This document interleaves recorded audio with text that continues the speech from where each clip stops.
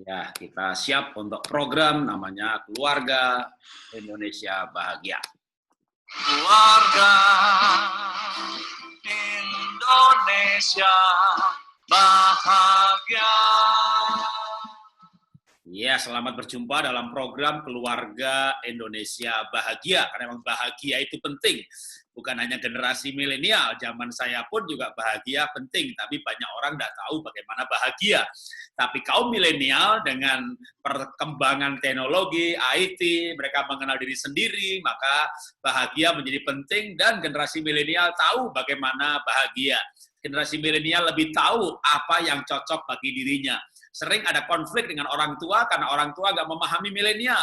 Orang tua memaksakan kehendaknya untuk dilakukan oleh anaknya. Orang tuanya punya cita-cita, dokter, insinyur, pilot, apapun juga. Dia pengen anaknya menjadi itu, bahkan dimarahi, dipaksa. Nah, zaman saya ini nggak masalah. Anak dipaksa, nurut, taat. Ya, berhasil lagi, sukses, kaya, tapi tidak bahagia. Masalahnya begitu bicara bahagia, maka banyak orang kaya tidak bahagia. Tiba-tiba kita masuk era generasi baru, generasi milenial yang memang lebih pinter, smart, dan mereka punya obsesi bahagia. Sebuah obsesi yang tidak salah sih, bahkan menurut saya kalau mau bicara sisi Alkitab pun itu lebih benar bagaimana orang hidup sesuai dengan panggilan Tuhan, sesuai dengan keunikan Tuhan. Tuhan kan yang menciptakan kita unik, dan Tuhan, bahkan kalau dalam Yeremia 29:11 berkata, Aku tahu rancangan apa yang ada padaku mengenai kamu, demikian firman Tuhan. Bukan rencana kecelakaan, rencana masa depan penuh harapan. Jadi Tuhan punya rencana buat setiap pribadi. Sehingga setiap pribadi perlu bergumul dengan dirinya sendiri. Tuhan, apa rencanamu dalam hidupku? Orang tua perlu bergumul, apa rencana Tuhan buat anakku? Nah, sekarang saya mau berbagi cerita mengenai anak-anak kami. Ya, kami punya 3 anak. Yang saya berani berkata bahwa mereka itu bekerja sesuai dengan keunikannya. Nomor 1 orangnya melankolik, ya, perfeksionis. Jadi sebenarnya IQ nggak tinggi. Anak saya nomor 1, Natania Chris itu IQ 117, 119, beda mood psikologis di tesnya bisa berubah 2-3 poin. Tapi karena dia melankolik, dia perfeksionis, maka dia rajin. Karena rajin, maka pandai akademik, nilainya bagus, ranking 1 dapat beasiswa. Lalu kerja sebagai konsultan bisnis, udah cocok, pas gitu ya. Suka bicara, jadi tukang bicara. Nomor 2 enggak suka bicara, nomor 2 diem gitu, bahkan pernah hampir nggak naik kelas, padahal pinter. Tapi ternyata dia tidak suka tampil seperti bapaknya, ya. Dia lebih suka diem seperti mamahnya. Maka kerjaannya apa? R&D, Research Development. Yang hanya kantor itu cuma 5-6 orang aja temennya gitu. Jadi rutin gitu ya. Bang itu suka rutinitas. Nah, kalau saya bisa mati berdiri kalau setiap hari harus ngantor di tempat yang sama.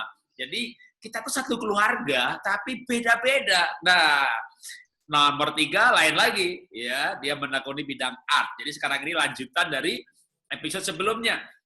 Bagaimana anak kami nomor 3 namanya Levina Christy mengambil keputusan ya untuk menekuni bidang art. Nah, kami orang tua nggak bisa paksa, jangan jadi ini aja kayak mama atau kayak papa ya bang. Dia sukanya art, maka dia kuliah pertama di LaSalle di Jakarta, lalu RMIT Melbourne. Ya singkat cerita, sekarang dia mengembangkan bisnis art. Ya saya berdoa memberkati aja. Memang tugas orang tua itu memberkati anaknya supaya usahanya sukses sebagai art designer. Ya dia bahkan nanti akan ditunjukkan ya webnya. Hanya saya mau kasih tahu aja tuh. Itu webnya pun dia bikin sendiri, saudara. Jadi dia juga bisa bikin web itu ya. Nah, sekarang saya panggil saja biar saya nggak banyak bercerita tentang dia akan bercerita tentang dirinya. Halo Levina. Halo. Ya, ketemu lagi dalam program mengenai family coaching untuk menjadi contoh nih bagaimana menemukan keunikan diri dan mengembangkannya. Bahkan setelah mengembangkannya tentu berharap ini menjadi pekerjaan ya. Bahkan kalau saya lihat web kamu semuanya bahasa Inggris, wah ini webnya bisa dibaca orang Australia, orang Amerika, ya nanti lihat aja pasarnya dari mana yang paling merespon. Kalau nanti dari Swiss, pindah ke Swiss. Yang Australia, pindah ke Australia. Oh, dunia ini kecil sekali bagi milenial. Nah, kita kita sebagai orang tua yang tidak mau pegang anak ekornya suruh di Jakarta.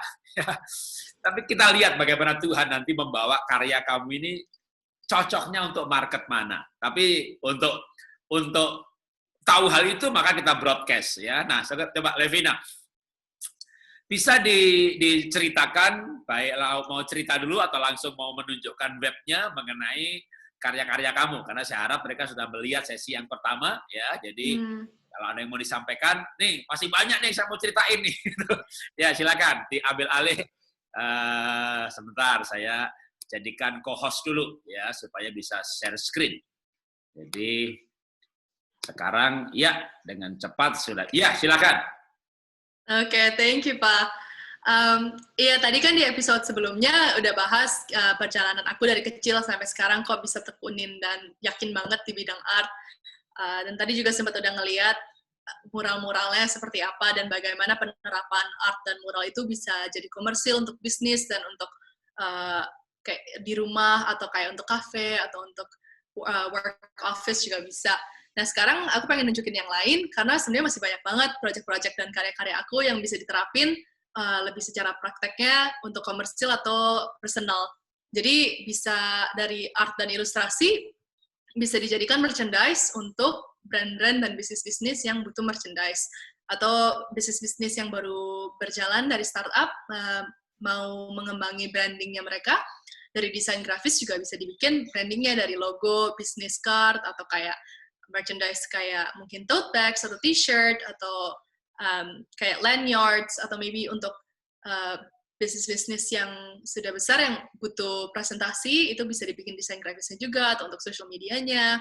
Dan sebenarnya untuk individu juga bisa, nggak hanya bisnis. Untuk wedding-wedding, pertama kali saya buat untuk kakak yang pertama untuk weddingnya dia, karena pandemik semuanya harus digital. Nah, ini kesempatan di mana saya bisa memberikan jasa desain yang digital juga. Jadi dari wedding invite-nya, dari seremoninya, melalui Zoom, itu pertama kali di Jakarta, itu langsung booming banget, wedding virtual. Dan dari buku Holy Matrimony-nya, semuanya desainnya jadinya digital. Dan itu juga dari segi, nggak cuma karena pandemik, tapi dari segi desain tren juga sekarang semua udah berubah memasuki era digital. Ya, bisa ditunjukin. Bisa. Nah, Ya, itu yang aku mau tunjukin juga. Ya. Jadi, kalau kita ke website-nya. Ini website buatan sendiri nih ya. Mantap. Betul. Jadi dari home, kenapa? Terima jasa pembuatan web juga? Bisa juga. Jadi kalau dari segi bisnis, itu banyak jasa desain yang bisa aku tawari. Jadi bisa dari desain website-nya, atau logonya, atau business card-nya, merchandise-nya, dari presentasi, buku, social media. Udah itu tinggal tergantung kebutuhan kliennya apa, bisa desainnya kita yang. Oh, berarti ini sekaligus buat contoh bahwa ini web yang kamu buat sendirian ya? Betul, ini web. Tadi kan di episode pertama juga udah melihat, ini 3 jasa yang memang aku fokusnya di sini, ilustrasi, graphic design, dan mural. Ini beberapa testimoni dari klien yang aku udah kerja untuk mereka. Terus ini ada desain handbook juga, untuk menjelaskan proses desain aku tuh kayak gimana. Ini beberapa project-project yang di-featured yang aku pernah kerjain. Dan ini juga beberapa galeri-galeri yang kalau mau dilihat dari ilustrasinya, artwork print-nya, ini graphic design, mural, atau fashion retail. Karena aku juga sempat kerja di industri fashion.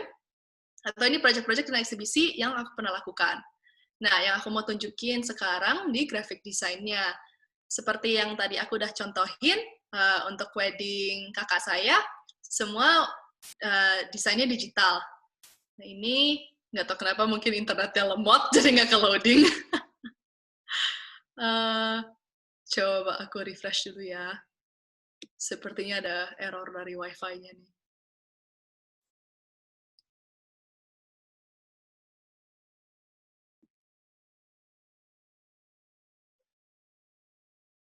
Coba. Nah, ini lebih bisa. Ya, oke, sekarang kelihatan. Ya, tadi kayaknya error dari sinyal. Nah ya, ini halaman graphic design-nya. bisa dilihat juga beberapa penerapan graphic design tuh bisa buat apa aja sih. Graphic design itu sebenarnya luas banget, jadi desain itu bisa dipraktekkan dan diterapin ke macam-macam. Kayak tadi kan sudah dibilang buat branding bisnis. Apa aja sih collateral business branding atau marketing? Itu bisa logo, business card, website, social media, stiker, merchandise, produk, buku, cover album juga bisa. Untuk marketing collaterals juga buat presentasi, infografik, poster, flyer, brochure, signage, semua bisa. Nah, ini untuk wedding yang aku mau tunjukin. Bisa buat wedding invitasi weddingnya, displaynya, sitting card, program booklet, thank you card, presentasi, atau bahkan untuk display di weddingnya juga dibikin artwork yang khusus buat pengantin dan groomnya, bride and groomnya. Nah, ini beberapa contoh desain yang aku udah pernah bikin. Ini ada business card buat brand startup, ada juga beberapa kayak stickers, kantor packs merchandise. Nah, untuk weddingnya kakak aku, ini yang aku bikin digitalnya. Jadi, bisa terlihat nggak? Ya, kelihatan jelas. Bisa. Nah, jadi ini semuanya digital, karena waktu pandemik kan memang kita nggak bisa bersama dalam satu tempat, jadi harus weddingnya pun melalui Zoom. Nah, jadi bagaimana supaya yang nonton tuh bisa seolah-olah hadir di wedding itu juga, kita bikin wedding invite-nya secara digital. Jadi dari HP mereka bisa dilihat invitasi wedding-nya, dan dari HP mereka juga atau tablet atau TV bisa lihat program acaranya. Jadi bisa diikuti bersama. Dari Zoom-nya juga ada layout yang didesain sendiri. Atau buat business card-nya juga ini semua digital. Bisa terlihat seperti realistik sekali, itu ya karena dari rendering desainnya dibuat supaya terlihat realistis. Jadi customer atau klien tuh bisa lihat kayak, oh nanti tuh kalau misalnya emang bakal diproduksi, jadinya nih bakal kayak gini. Nggak usah susah-susah ngebayangin bakal kayak apa. Dan gunanya punya skill desainnya seperti itu. Kita tuh benar-benar bisa lihat produk hasil jadinya itu nanti seperti apa. Karena dari mock-up-nya aja udah realistik. Gitu. Oke. Wow. Nah, terus kalau misalnya mau dilihat ada untuk fashion retail,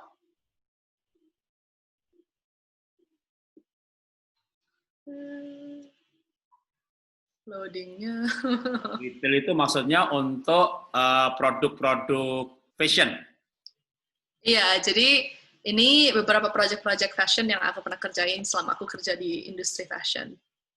Selama aku kuliah juga. Jadi fashion itu kan bisa komersil banget ya, bisa kayak bikin baju, bisa bikin kayak misalnya apparel, bisa buat kalau design house yang butuh ilustrasi-ilustrasi baju mereka, itu juga aku bisa bikin fashion illustration-nya. Atau kayak untuk photoshoot, styling juga bisa. Cuman ini kayaknya internetnya lemot ya. Nggak bisa nunjukin. Yang dibuka jangan terlalu banyak, satu-satu aja tunjukin, tunggu sampai dia ini. Sambil diceritain aja apa yang mau dilakukan, ya nanti kan dia muncul, ya oke. Nah, udah mulai muncul nih. Oke. Nah, jadi ini beberapa ilustrasi fashion yang aku pernah buat untuk beberapa brand dan project juga. Jadi kayak kadang tuh untuk desain kayak brand-brand atau company fashion, sebelum mereka memproduksi baju-baju mereka, butuh tahu dan lihat spesifikasi dari desain mereka, dan sebelum diproduksi nih hasilnya bakal kayak apa. Jadi kayak sama dengan branding grafis design, atau kayak misalnya buat wedding design juga, bisa dilihat digital mock-up-nya tuh kayak apa. Jadi itu secara digital, secara virtual bisa dilihat, oh kalau bakal diproduksi dan dibikin jadi tuh terlihat seperti ini. Nah, gimana bisa kita sampaikan desain itu secara realistis? Aku bisa bikin ilustrasi desain yang seperti itu. Jadi kayak ini contohnya. Gambar ya, bukan produk di foto ya? Bukan, ini gambar. Jadi yang kayak produk beneran. Itu dia. Jadi klien tuh bisa melihat, oh kalau udah jadi nih nanti bakal kayak seperti ini. Karena desainnya realistis, jadi bisa persis banget kayak foto di gambar. Ini nih contohnya ya, ada ini foto yang di kiri nih, itu produk benerannya setelah itu diproduksi. yang di kanan ini gambar ilustrasi yang aku buat untuk Oke, menunjukkan. bisa untuk bayangan, ya. Betul. Nah terus, ya contohnya, dan ini beberapa brand yang aku pernah kerjain bareng juga untuk ini. Jadi selama aku kuliah ada projects yang berjalan selama 1 tahun, namanya TRI Project, itu The Retail Initiative Project, di mana RMIT sebagai universitas selalu mengadakan project ini selama 1 tahun untuk murid-murid mereka, nanti bekerja sama dengan brand besar Australia, dan itu diadakan sebagai kompetisi lomba. Jadi nanti sesuai dengan brief dari si brand besar Australia ini, mereka akan kasih kita brief, project, dan nanti siapa yang memberi solusi desain terbaik yang nanti menang gitu. Dan itu biasa mereka di-hire untuk kerja bersama si brand tersebut. Nah, puji Tuhan, kelompok aku menang. Dari The Retail Initiative, dari seluruh angkatan, kelompok kami menang The Try Project Initiative ini, dan kita bisa bekerja sama dengan Mayer. Wow, mantap. Iya. Puji Tuhan, tiap ikut lomba-lomba menang, itu udah kayak pengakuan besar sih, udah kayak, wah berarti memang mantapnya di sini nih. Salah.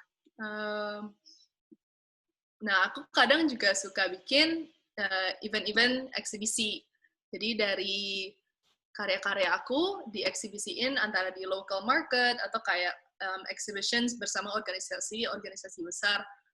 Waktu itu di Australia sempat eksibisi bersama organisasi namanya RAW, di mana mereka itu ngetargetin local artist yang menurut mereka layak untuk ditunjukin di platform yang di platform besar untuk publik tuh bisa melihat.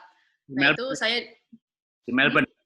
Di Melbourne, betul. Jadi mereka mengadakan eksibisi ini setahun sekali, di mana mereka tour beberapa state yang berbeda. Jadi di Victoria, nanti di Melbourne, atau di New South Wales, di Sydney, atau di Perth. Jadi mereka tuh lompat-lompat gitu.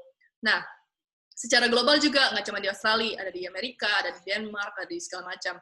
Nah, pas di Australia, pas mereka bikin eksibisi di Melbourne, aku tuh Instagramnya sempat didiscover sama mereka, terus aku diundang, mau nggak kita ikut eksibisi ini, kita lagi mengadakan eksibisi besar-besaran, kita suka banget sama karya-karya kamu. Gitu. Dan itu, ya puji Tuhan, bisa diundang untuk ikut eksibisi mereka. Jadi, beberapa karya-karya aku sempat dieksibisikan. Iya. Ini gambar pas itu, pas eksibisinya. Tunggu. Iya. Tapi kadang-kadang.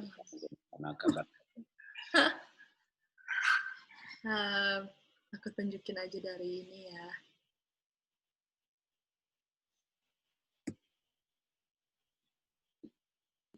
Nah, ini beberapa karya-karya aku yang aku waktu itu ikut eksibisiin. Dan karya-karya ini banyak dibeli sama pengunjung-pengunjung eventnya. Jadi pengunjung-pengunjung bisa beli artwork printnya, dan dari situ juga lumayan banyak dapat klien yang memakai jasa ilustrasi aku buat bisnis mereka, atau tattoo design, atau buat menu dari kartu. Nah, ini bisa dilihat beberapa karya saya, ilustrasinya. Kalau sudah selesai loading. Ya, sambil nunggu gambarnya di loading, kalau misalnya sekarang ini nih, ada orang yang tertarik ya mau beli ataupun mau menggunakan jasa kamu dalam ngedesain, atau mungkin tertarik dengan jasa lah, punya apapun itu, mau untuk printing, itu kemana hubunginya? Nah, bisa dihubungin aja melalui website atau Instagram. Dari situ ada kontak detailnya aku, bisa melalui email atau lewat Instagram juga bisa. Instagram atau webnya namanya? Instagramnya Designs by Lev. Kalau websitenya levinachristi.com. Ya, levinachristi.com. Ya, dari situ bisa tinggal email aku. Ya. Oke, bisa diceritakan nih, gambarnya sudah muncul. Iya. Jadi dari berbagai karya ilustrasi aku, bisa dilihat, aku memang fokusnya pen and pencil. Jadi lebih tradisional, di mana aku menggunakan pena dan pensil di kertas. Tapi sebenarnya untuk kayak desain grafis bisa juga digital. Jadi melalui komputer atau Wacom tablet bikin ilustrasinya.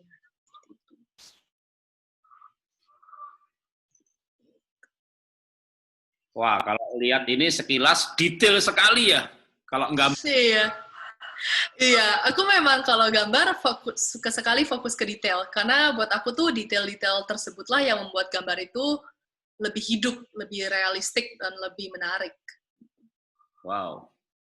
Iya. Itu kan kayak rambut digambar satu-satu. Mana iya? Ada Rambut lagi. Satu-satu, itu apanya digambar satu-satu. Betul. Tadi mana ya? Ada kayaknya gambar. Ya, mana aja semuanya ada satu-satu. Sama. Iya. Ya, seperti itu. Oke, jadi ada lagi yang mau disampaikan saat ini? Atau yang ini masih ada file-file yang lain? Enggak. Dari segi ilustrasi. Ya. Iya, banyak sih. Artwork print. Ya. Nah, itu jadi kalau misalnya art-artnya aku bisa dibeli melalui website ini, bisa kalian beli, bisa kalian download, terus nanti di print, bisa dipajang untuk mendekorasi rumah atau kantor. Oh, jadi bisa dibeli file digitalnya juga ya? Bisa, bisa. Kita beli filenya, nanti di print sendiri di Amerika sana atau di Australia, dimanapun negara pembelinya, di sana dia bisa aplikasinya terserah dengan seleranya, mau di apa kayak kanvas atau mau di wallpaper. Jadi beli file digitalnya juga bisa. Bisa, betul. Nah, itu bisa dipajang di kantor atau di rumah, ya sesuai selera mereka saja. Nah, ini yang aku lagi berusaha mencari kolaborasi tuh supaya nanti melalui supplier untuk yang lokal bisa belinya melalui mereka juga. Jadi nanti mereka yang print dan frame dan dikirim melalui jasa mereka. Gitu. Tapi untuk di website ini bisa dibeli file secara digital. Jadi nanti pembeli bisa terserah mau printnya di bahan apa dan untuk apa juga bisa. Ya kan sekarang era milenial digital ya, tidak harus di satu negara ya yang mengerjakan dari Jakarta atau Australia, yang pesen dari Amerika ya, komunikasi bisa online, lalu konsultasinya bisa Zoom, dikerjakannya baik proyek tahap demi tahapnya bisa dimonitor. Jadi sebenarnya kalau ini webnya ini betul-betul 100% bahasa Inggris ya. Iya. Ya, jadi emang kamu rancang untuk global, untuk tidak hanya orang Indonesia nih malah ya. Jadi toh memang zaman sekarang udah nggak ada batas negara lagi ya. Betul.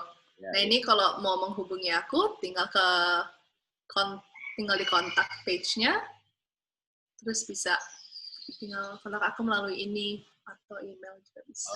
Oke, webnya yang penting alamat webnya ada bener, levinakristi.com, levinakristi.com, jadi namanya kamu tambah .com. Oke. Iya. Kristi pakai y.com. Wow. Ya, semoga dengan mereka melihat program ini jadi dikenal ya. Oh, ini tuh anaknya Pak Jarod. Ya, bukan anak saja. Kemarin teman saya juga tak panggil menjadi tamu. Jadi memang tujuan program dari Family Coaching ini adalah memunculkan kisah-kisah keluarga. Kisah apa saja. Kemarin teman saya yang divonis bahwa pacarnya autoimun dan tidak punya anak. Dalam kondisi masih pacaran, dan dia tetap mengambil keputusan untuk menikahi dia.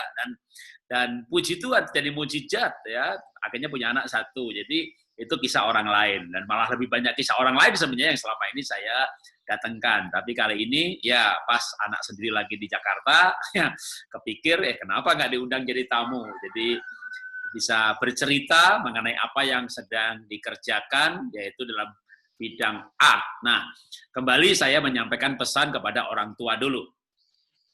Di era milenial ini, konsep parenting betul-betul berubah. Kalau dulu orang tua yang pinter, pandai, punya konsep, menunjukkan arah Anaknya 3, 1 dokter, 1 insinyur, 1 apalagi.